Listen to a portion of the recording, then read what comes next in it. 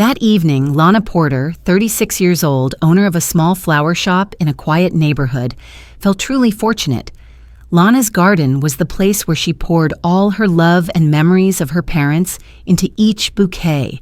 And now, after years of living alone, she had found Calvin Hart, the man who made her believe she deserved happiness. Calvin had just turned 40, calm, courteous, soft-spoken. They'd been married for less than 2 weeks, yet Lana always felt a familiar warmth around him, as if they had been together much longer. Tonight, Calvin was taking her to the Juniper Room, the city's famous restaurant with warm lighting and gentle piano music. What felt slightly odd to Lana was how the restaurant manager, Mr. Marlowe, seemed excessively respectful toward Calvin. From the way he bowed to personally pouring wine instead of letting the staff do it, everything felt overly formal.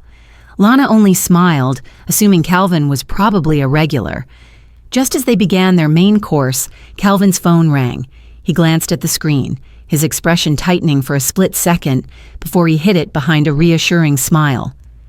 "I need to take this. Just work," he said, standing up. Lana watched him walk away. Something didn't feel right, but she brushed it aside. She always tried to trust the man she had married. Seconds after Calvin left the table, a hand rested gently on Lana's shoulder. She startled and turned around.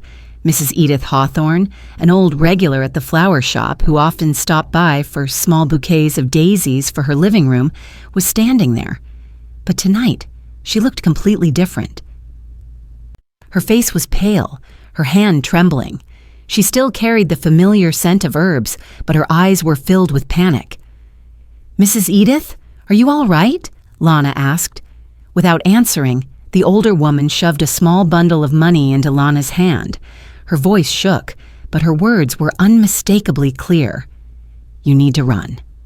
Run now. The fact that you're still alive is lucky. My daughter once married him too." Lana's heart skipped a beat. "Him? Who are you talking about?" Mrs. Edith tightened her grip. "Calvin, you need to get out before he comes back." Lana froze, her whole body turning cold. "If you jumped the same way I did when hearing those words, leave a small sign, a follow, or a greeting in the comments, so we can continue this story together." What happened next was far more terrifying. Mrs. Edith's hand tightened around Lana's with every passing second. She leaned in, her breath trembling, the familiar herbal scent from her wool coat carrying a strange mix of comfort and unmistakable dread. "Lana, listen to me. You have to leave," she said, her voice cracking. "You don't know what kind of man he is." Lana tried to stay calm, but her chest tightened painfully. She looked into Mrs. Edith's eyes, and for the first time saw not just fear, but despair. That alone sent a shiver of fear down Lana's spine. "You're scaring me," Lana whispered unsteadily. "Please sit down for a moment." "No," Mrs. Edith shook her head. "They've already been watching you." That single sentence made Lana's stomach drop. She turned instinctively, and the sight before her nearly made her freeze. 2 large men in identical black coats were walking into the restaurant. They didn't look at the menu or search for a table. Their eyes swept across the room, scanning each table as though searching for a target. When both pairs of eyes landed on Lana, they exchanged a quick, silent nod. Lana felt her fingers go numb. "Mrs. Edith, who are they?" "Go, don't ask anything else," she whispered. Lana stood up almost without thinking. She headed toward the hallway leading to the restrooms. Her only plan now was to find a back exit. She walked fast, but before she could reach the end of the hall, the restaurant manager, Mr. Marlowe, suddenly stepped out of a shadowed corner and blocked her path. "Ms. Porter," he said quietly, firmly, "that area is closed. Please return to your table." "It's urgent. I need to—" "Mr. Hart instructed us not to let you go anywhere." His voice dropped, turning icy. "Please return." Lana froze. Calvin? Why would he? There was no time to think. She quickly darted to the right and rushed into the women's restroom, slamming the door before Mr. Marlowe could react. She looked around. The restroom was small and clean, just like every other time she'd been there. But when she lifted her gaze, she stopped short. The window had heavy steel bars on it, the kind used in dangerous areas, entirely out of place in an upscale restaurant like this. Lana's heart constricted. Every scattered suspicion in her mind began forming a terrifying shape. Outside, a hand tested the doorknob. "Lana." Calvin's voice, just inches away behind a single door. "Open up, you're worrying me." Lana's eyes flicked to the fire alarm box on the wall. She pulled out the keychain her father had left her, her hand shaking. Without hesitation, she swung it hard into the small glass panel. Clink! A crack formed. She hit it again. Clink! The glass shattered, fragments falling into the sink. Lana slammed the fire alarm button. The siren blasted through the entire restaurant. In the kitchen, staff panicked, knocking towels onto hot stovetops. Smoke billowed out, sending everyone scrambling toward the exits. Lana opened the restroom door and blended into the fleeing crowd, her heartbeat pounding so violently it felt ready to burst from her chest. She had no idea where she would run, but she knew one thing for sure. If she stayed, there would be no way back. Lana ran straight out of the restaurant, barely able to glance behind her. The fire alarm still echoed in her ears, blending with the pounding of her heartbeat. The cold night air slapped against her face, sharpening her senses a little, but the fear clung tightly to her chest. She hailed a taxi and gave the only address she could think of at that moment, her flower shop, Lana's garden. When she stepped out of the cab and opened the small rolling door behind the shop, the familiar space made her feel slightly less suffocated. The soft yellow light shone on the pots of daisies she always tended, the shelves of tools, the glass vases her parents used when they were alive. This was where she grew up, where she learned to tie ribbons from her mother, to pick fresh flowers from her father. Simply standing in this little room usually made everything slow down and feel breathable again. But tonight, that sense of safety lasted only a few seconds. Lana locked the door, turned on her laptop, and opened her online banking. Her fingers trembled as she entered her password. She wanted to do only one thing, transfer all her savings into an old account Calvin didn't know existed. The page took a long time to load, so long it made her uneasy. Then a red message appeared on the screen. Account temporarily locked due to fraud complaint filed by legal family member. Lana blinked, thinking she'd misread it. She tried again. The same line remained, cold and definite. A chill spread through her whole body. Legal family member, meaning Calvin. She collapsed into her chair. Why did Calvin have the authority to lock her account? Then she remembered. When he took her to meet a banker friend and they signed some financial verification forms after the wedding. At the time, Lana thought it was just routine paperwork. Calvin smiled and said, "It makes taxes easier later." She believed him. Now everything was clear. Calvin not only knew all her information, he had enough connections to freeze her money with a single request. And if Harriet, Calvin's mother, was truly who Mrs. Edith said she was, someone with a position in the housing department, then she had the power to access many other personal records as well. A cold fear seeped deeper into Lana than the night wind outside. She looked around the flower shop, the place that had grounded her for so many years. The flower pots no longer brought comfort. Everything felt like a silent witness to a collapse she hadn't even known she was falling into. "Mom, Dad, what am I supposed to do now?"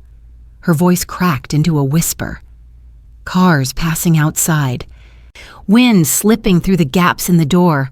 Every sound reminded her that she was utterly alone. She understood one thing clearly. If her money was locked, escaping would no longer be simple. Calvin didn't just want to find her. They wanted control, every part of her, step by step. Only now did Lana truly grasp the scale of what she was facing. A family with power, connections, a calculated plan. And she was a target they had marked long ago. When she left the flower shop, Lana had only one thought: to return to her parents' apartment. No matter what happened, that place still felt like the last piece of home she had left. Light rain misted her thin coat as she hurried down the wet street. At the apartment door, she noticed something wrong with the lock.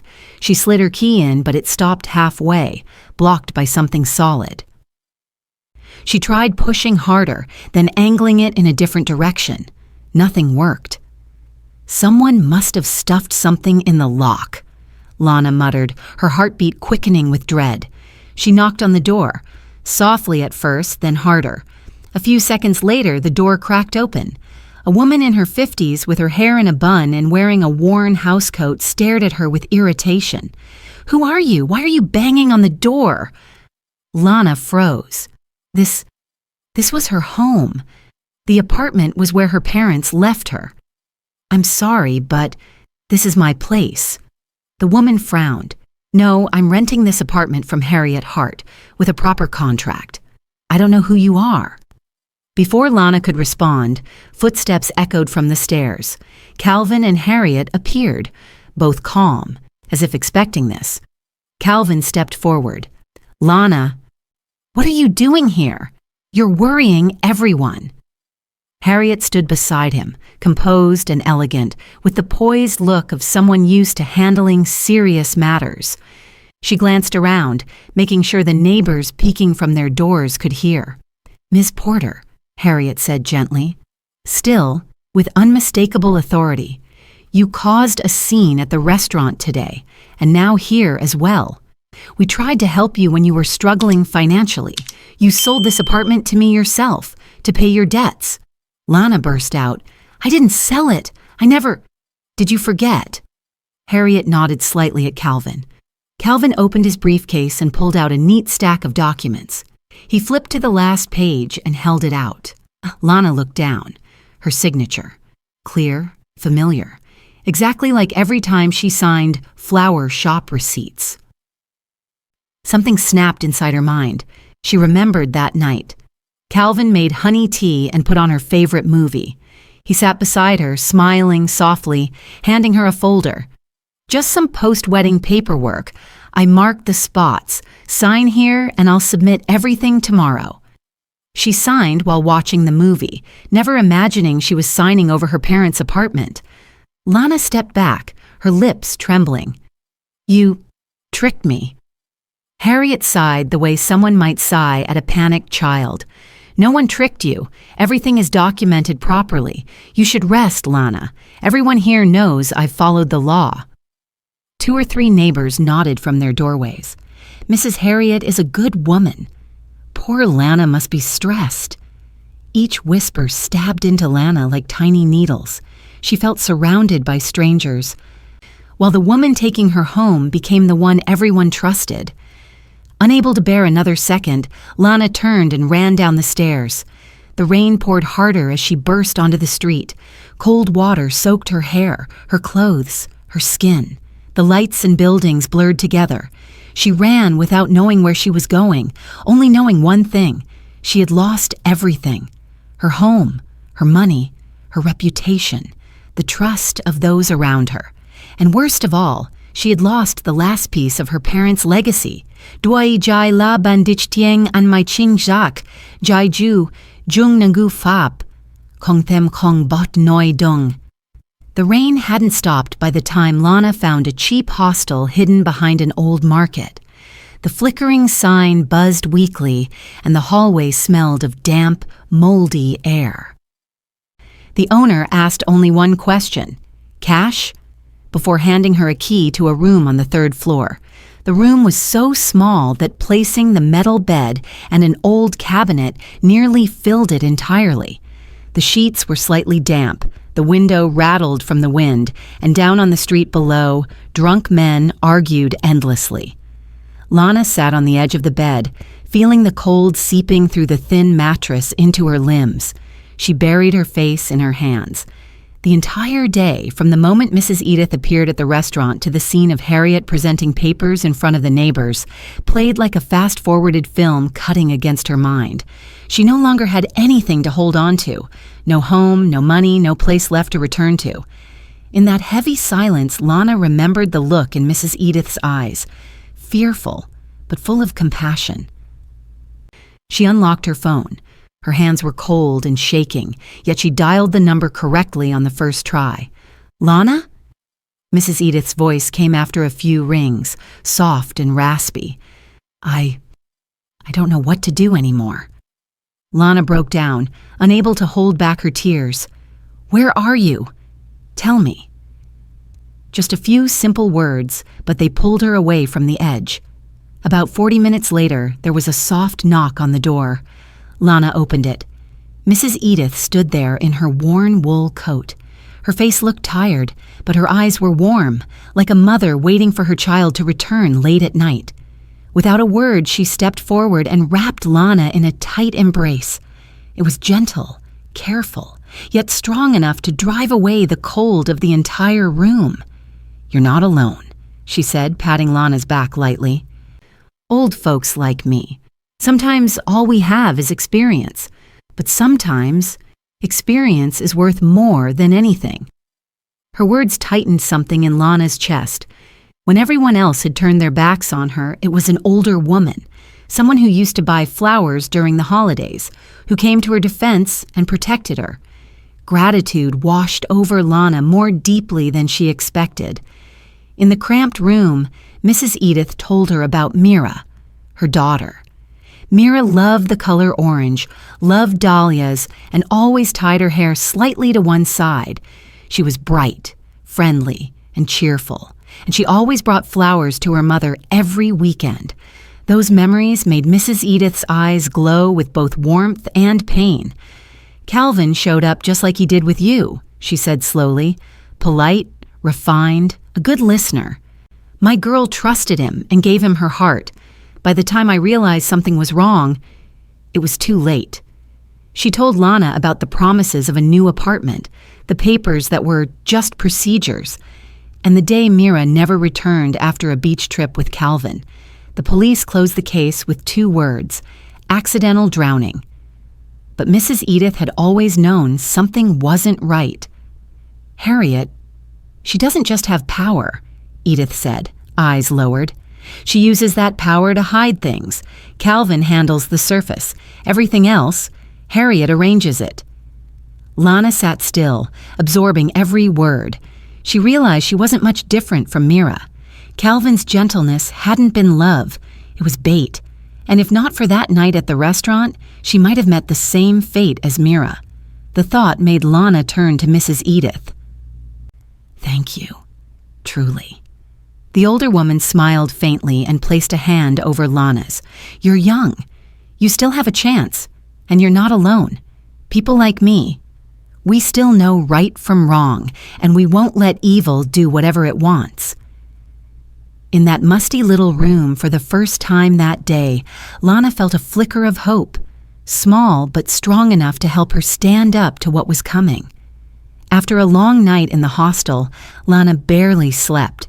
Doors opened and shut constantly in the room next door. Heavy footsteps echoed in the hallway, leaving her forced to pull the blanket over her head just to remain alert. At dawn, Mrs. Edith made herself a cup of hot tea before leaving to take care of personal matters, promising she'd return the moment Lana needed her. Once alone, Lana knew it was time to gather more information. The first person she thought of was Violet, the gentle, trusting girl who worked with her at the flower shop. She dialed the number. "Lana," Violet's voice cracked with worry. "I've been looking for you all night. Are you okay?" Lana tried to keep her voice steady.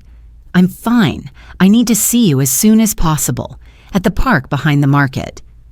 About 30 minutes later, Violet arrived. She wore an oversized hoodie and a pulled-down cap, as if afraid someone might recognize her. As soon as she spotted Lana, she rushed forward and hugged her tightly. "I'm sorry. I didn't know it was this serious," Violet whispered, her eyes red. Lana placed a reassuring hand on her shoulder. "It's not your fault. I just need to ask. Do you know anything about Calvin's mother? Anything at all?" Violet swallowed, glancing around before lowering her voice. "My cousin. She's been cleaning at the housing department for over 3 years. Last week, she said something weird happened. In Ms. Harriet's office, there's a small safe and a gray-covered notebook. She didn't dare open it, but she saw Harriet locking it very tightly. She's never guarded anything that closely before." Lana stayed silent for a moment. The gray notebook. In Edith's story about Mira, she hadn't mentioned any notebook. Still, Harriet keeping something suspicious in a safe aligned perfectly with Lana's instincts. "I think maybe that notebook has records of what they did to you and to others," Violet said, then covered her mouth as if afraid of her own words. Lana looked into her eyes. "Are you sure?" "Positive." And Violet exhaled shakily. "My cousin was terrified, but she still gave me this." Violet opened her bag, pulled out a minor silver key, and placed it in Lana's hand. Her hands trembled so badly that the key clinked softly. "This is the key to Harriet's office. My cousin said no one checks because Harriet trusts the night shift cleaning crew completely, but she's scared she'll get caught. I'm scared too, but I can't stand by and watch you get hurt." Lana closed her fingers around the key, feeling the cold metal press into her skin. A minor key, but one that could unlock everything. Violet looked at her with worried eyes.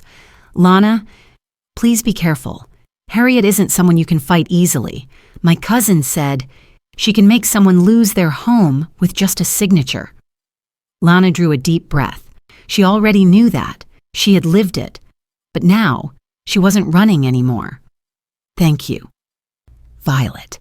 Lana squeezed her hand firmly. "I won't let anyone else pay the price for me." Violet nodded, though fear still clouded her eyes. "You're doing this to take everything back, aren't you?" "Not just for me," Lana said. "For everyone they've taken from." The wind rustled the leaves in the park as Lana tightened her grip on the key. This would be the beginning of her counterattack. Night fell quickly. Mrs. Edith waited for Lana to eat a little, then the two of them put on their coats and left the hostel. They chose streets with few people, edging along the older neighborhood until the Housing Authority building came into view under the pale streetlights. The building was massive and a bit cold. Under the white lights, each window pane reflected their small figures. Lana took a deep breath and tightened her grip on the key Violet had given her. They chose to go around to the back. The door for the cleaning staff was tucked away in a corner, just as Violet had said. When they arrived, the door was ajar, propped open with a plastic wedge so it wouldn't close. A faint chemical smell drifted out, familiar from the large offices she had visited before. Lana pushed the door and stepped inside. The floor was dry but cold. The corridor stretched on, fluorescent lights making everything look emptier than usual. The distant hum of cleaning machines set a steady rhythm, forcing them to be even more careful. "Go straight, then turn left. Harriet's office is on the 3rd floor," Lana whispered. They tried to move as lightly as possible, avoiding any sound. When they reached the stairs, Edith had to hold the railing because she was a bit tired, but she remained determined. Lana supported her up each step. The 3rd floor was noticeably quieter. Only the lights ticked softly and the air conditioner hummed. They stopped in front of a door with a nameplate. Harriet Hart, Deputy Director. Lana inserted the key into the lock. The door opened very quietly, almost soundlessly. The room inside was tidy to the point of emptiness. The desk was polished, papers aligned as if by the habit of someone who always wanted control. Edith whispered, "The safe must be in this room." They began to search. Desk drawers, nothing. Wall cabinets, only public records. Then Lana looked at the wall behind the desk, photos of Harriet shaking hands with officials, a photo of her receiving a certificate, and a photo from an appointment ceremony. Each frame was perfectly straight, except for one dark wooden frame that was slightly off by a few millimeters. Lana stepped closer and gently lifted the frame. Behind it was the door of a small safe. Edith held her breath. She hid it here. On the safe was a combination dial. Lana initially tried the agency's founding year, 1958, but it was incorrect. She tried Harriet's birth date, also wrong. She stepped back and re-examined the photos. In the picture of Harriet being appointed deputy director, a small line was engraved under the frame. Date 06.14/2016. An important date. People often use that as a code. Lana turned the dial in the order day, month, year. Then she heard a very soft click. The safe opened. Inside, just as Violet had said, lay a thick gray-covered notebook with no name and no decorations. Lana reached out and took it. When she opened the first page, a cold shiver ran down her spine. The notebook contained a detailed list: victim's name, property address, person who executed the transaction, Calvin Hart, status. Notes: line number 3 read, Mira Hawthorne, status accident, property transferred. Edith covered her mouth, her eyes reddening. Lana placed a reassuring hand on hers, gentle but firm. Flipping to the last page, Lana found her own name, number 8, Lana Porter, address. Apartment 27, status, processing. Those words choked Lana. She was no longer some random victim. She was the next marked target, already written into their plan. In that instant, Lana understood that this notebook was the only evidence that could save not just her, but others as well. Edith put her hand on Lana's shoulder. Voice trembling but resolute. You must bring this out into the light. Lana nodded, then tucked the notebook into her bag. The office door behind them was silent, as if holding its breath before the coming storm. No sooner had Lana closed the safe door than footsteps sounded from the end of the hallway. The steps were even, quick, and heavy, not like the janitorial staff. Lana looked at Edith, and they both immediately understood something was wrong. Let's go, Lana whispered, grabbing Edith's hand. They had just left Harriet's office when a familiar voice rang from down the corridor. They didn't need to look to know who it was. Lana! Calvin stood only a few meters away. His gaze had lost its usual gentleness. It was dark and full of anger. His coat was flung open as if he had rushed there. You've disappointed me, he said. Calvin's voice was low and calm, almost cold. Lana took a step back, clutching the bag with the notebook. How long have you been following me? She asked. Calvin didn't answer. He looked at Edith with contempt. You meddle in things that aren't your business. This time you won't get away. Edith gripped Lana's hand tighter. Don't listen to him. Run. Calvin moved faster than Lana expected. Before she could react, he lunged and yanked the bag from her. Lana tried to hold on, but Calvin was too strong. He tried to snatch the phone from her phone, which she had used to snap a few pages from the notebook. Give it here, Calvin roared, his hand squeezing her wrist until it reddened. Lana pushed back but was too weak. She couldn't breathe. Her hands trembled. The phone was slipping from her grasp. Crack! Something solid struck someone. Calvin staggered to one side. Lana opened her eyes in time to see Mrs. Edith holding a glass water pitcher, one of those office-style glass bottles, and smashing it over Calvin's head with all her strength. Run! Edith shouted, voice shaking but fierce. Lana grabbed her hand and the two of them ran down the hall. But Calvin recovered very quickly. The sound of his shoes pounded behind them. Lana, do you think you can escape? His voice echoed through the floor. They turned a corner toward the emergency exit, but the door was locked. Lana pulled, but it wouldn't budge. Calvin was getting closer, his shadow long on the wall. Edith shoved Lana into the supply closet next door. Inside, it was cramped. Only a few mops and boxes of chemicals were visible. Lana was about to dash back out, but Edith placed both hands on her shoulders. Listen to me, she said. Her voice was small but firm. "You must live. You must get this out. I'm old. I'm not afraid." "No, come with me," Lana sobbed, clutching her. Edith shook her head gently, her eyes soft like a mother calming a child. "You have a future. I do not.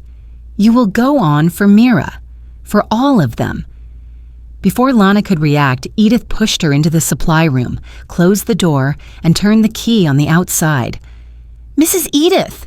Lana pounded on the door, voice breaking. Calvin arrived at that moment.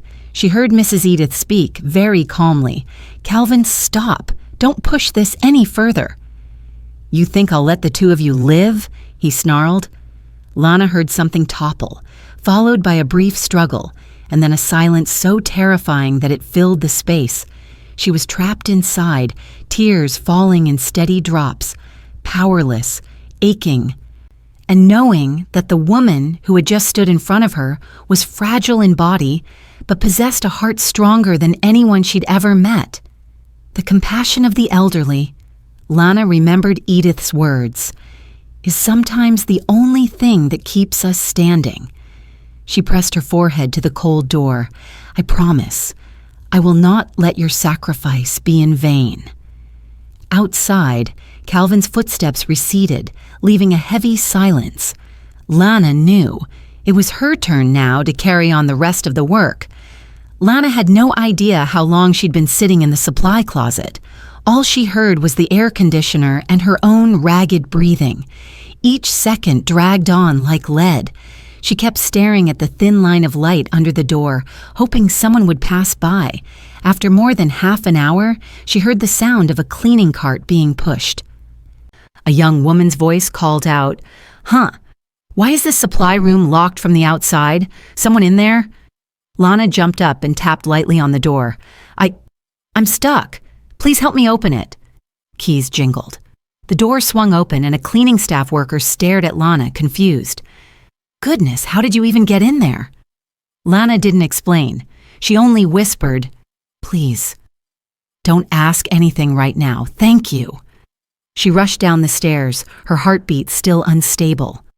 On the third floor, where Edith had faced Calvin, Lana didn't dare look back. She was terrified of seeing something she wasn't ready to face. Outside the building, she blended into the thin stream of late-night traffic. The rain had stopped, but the air was still cold. Lana caught a taxi to a 24/7 convenience store. She needed to charge her phone and connect with someone so she wouldn't fall into the void. The store was nearly empty, with only a clerk restocking shelves. Lana bought the cheapest charger and sat at a plastic table near the window. When her phone reached a few percent, she opened her photo gallery. The images she had snapped from the gray notebook appeared clearly, each line legible. Every name represented a family, a life stolen. When the battery was stable, she opened the self-service printing app at the store. She printed 5 complete sets of copies from the gray notebook, clear and complete, including each stamped mark. She folded the documents neatly and placed them inside the large envelopes she'd bought at the counter. "No one is going to destroy this," she told herself. Then Lana opened her contacts. She dialed the first number, Edith's granddaughter, the girl who had once visited the flower shop. "Lana?"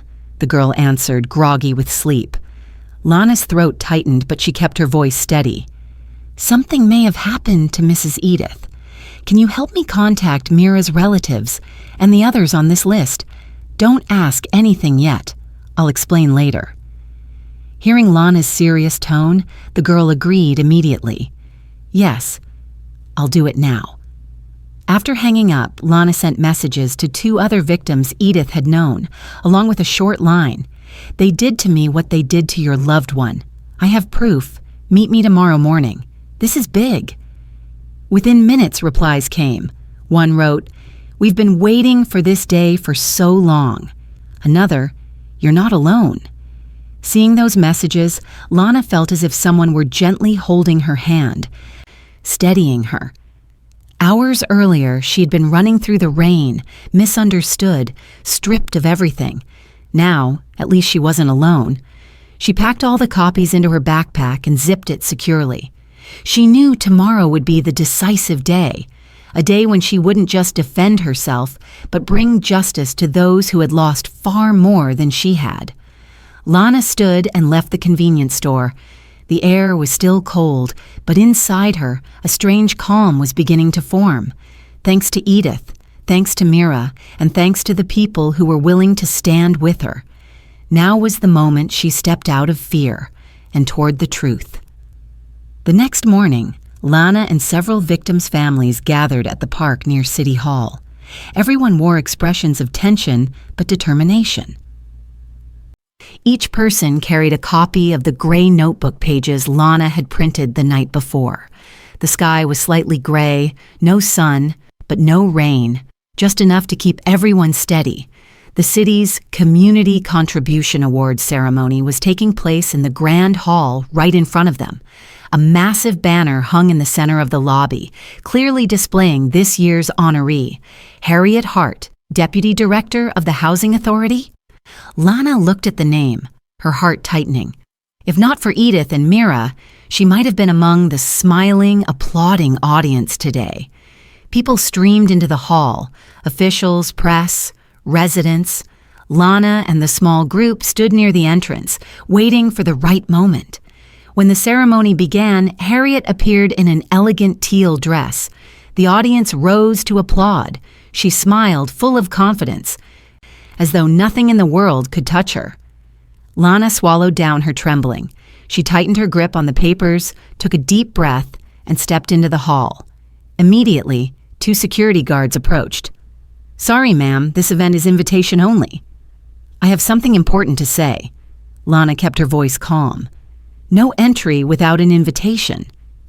The woman you're about to honor now is behind 8 cases of property theft. I have proof."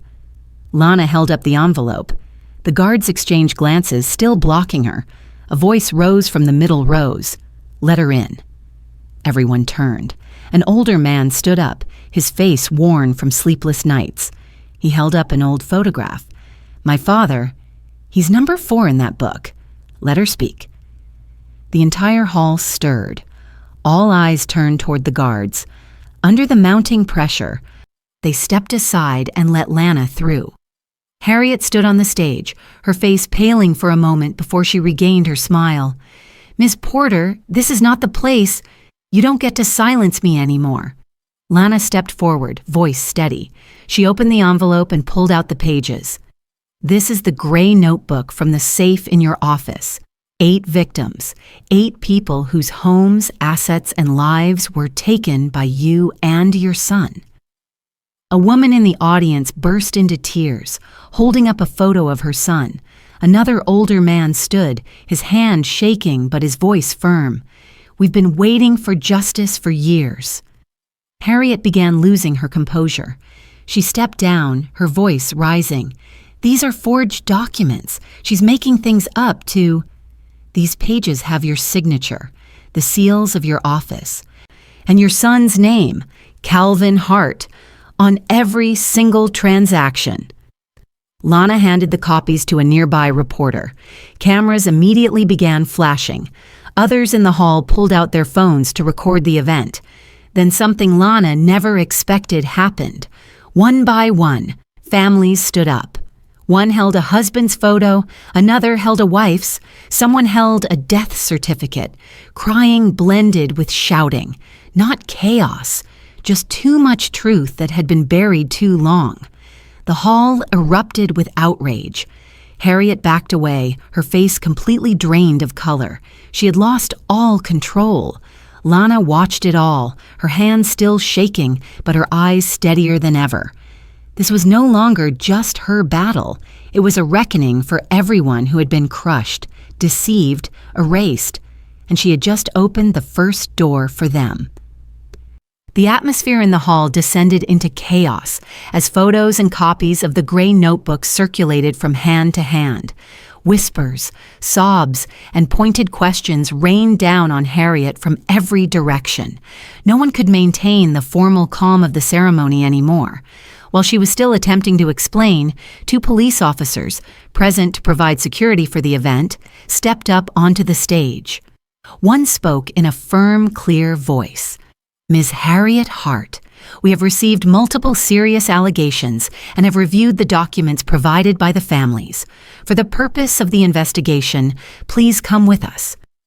Harriet went pale and took a step back. "No, I am the deputy director. I have authority. You cannot rely on these meaningless papers." The other officer held out his hand. "We are only asking you to cooperate." Harriet's composure was shattered. She looked around for Calvin, who was at that moment being restrained by two guards at the back of the hall for attempting to push forward.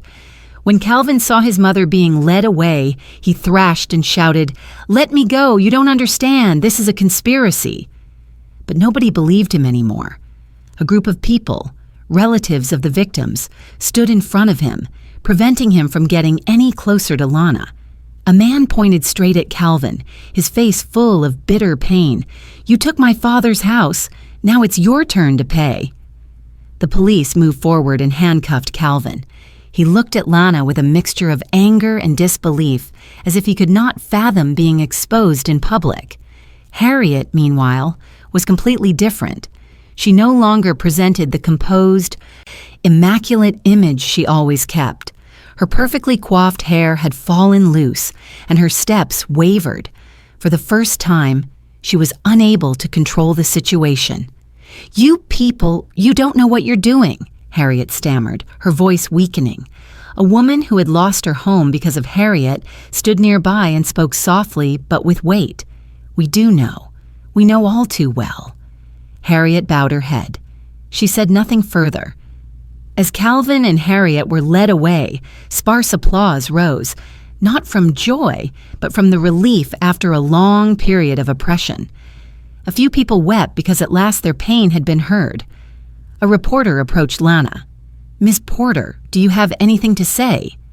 Lana looked around, at the tired faces. The people who had once been dismissed as overreacting, imagining things, or victims of bureaucratic procedure, now vindicated alongside her. She replied quietly, "We just want to live in peace.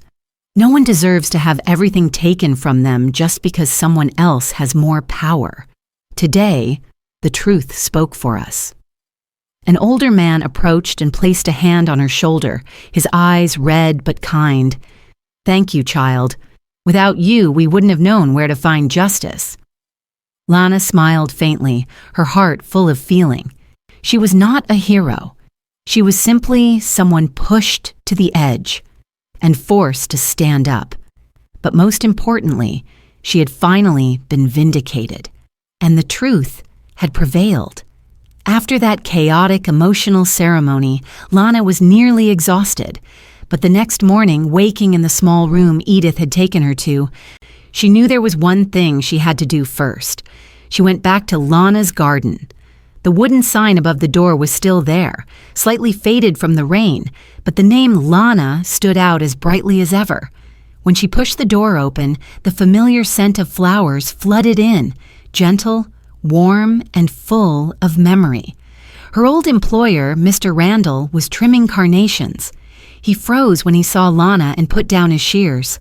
"Lana, I want to apologize. That day I reacted too quickly. I didn't listen to your side." His voice was hoarse. "This shop has missed you so much. If you want, you can come back any time." Lana looked at the neatly arranged pots of flowers around her. This had been the place she fled to whenever her heart felt heavy. It was also where her parents had left their love and comfort. She nodded slightly. "I'm coming back. Not just for the work, but because this place is part of my family." Mr. Randall smiled, relief softening his gaze as if a burden had been lifted. That afternoon, Lana returned to her parents' apartment, the place that had been cruelly taken from her. The police had completed the paperwork to return it. The apartment was empty, cold, and still carried the odor of the previous tenant's cooking, but Lana did not feel sorrow. She threw open the windows and let the sunlight flood in. She brought white lilies, pale blue hydrangeas, and sprigs of eucalyptus from the shop. Arranging the bouquets by hand, she brightened the room. Each bloom felt like a new breath, reminding her that life can begin again through small things. While arranging, Lana paused at the photograph of her parents on the shelf. She gently touched the frame. "I'm home now," she whispered. That evening, she took a small basket of apples to visit Edith, the woman who had given her a chance to survive. Edith sat in an old armchair, wrapped in a thin blanket. When she saw Lana, she smiled. Her eyes, now aged, brightened warmly. "You did well," she said, squeezing Lana's hand lightly. "Mira, she would be proud." They sat together for a long while, not needing many words. Lana occasionally looked at Mira's photos on the wall, her pure smile, kind eyes. People like Mira and Edith made Lana believe that the kindness of the elderly can sometimes be the last home to lean on when everything collapses. "Mrs. Edith," Lana said softly, "I always thought family was those you were born with. But now I understand. Sometimes family is those ready to hold you when the whole world turns away." Edith squeezed her hand, her voice trembling but certain. "You are family to me." Outside, the night wind blew gently. After days of fear and loss, Lana felt her heart finally settle into a state of peace. A new life was beginning, with her home returned, the flower shop waiting, and people who proved that love sometimes needs no blood relation. Being honest was enough. There are roads we never thought we would have to walk. Days of suspicion, misunderstanding, and being pushed into darkness. Yet it is on those very roads that we meet strangers who give us a sense of belonging. Lana's story is not just a journey to reclaim justice. It is also a journey to reclaim home, to regain trust, and to realize that sometimes family is formed by those who have suffered enough to know when to open their arms at the right time. If, hearing this, you feel a slight warmth or feel compelled to share something, I would love to hear your thoughts. Even a small comment is enough for us to hold on to what is good. And if you'd like to continue following stories like this, emotional tales with gentle lessons, you can follow the channel. It's a way for us not to lose each other among the many stories we encounter every day. Thank you for staying until the end. May you always meet people who know how to cherish you, whether they come from blood or from an accidental kindness on life's path.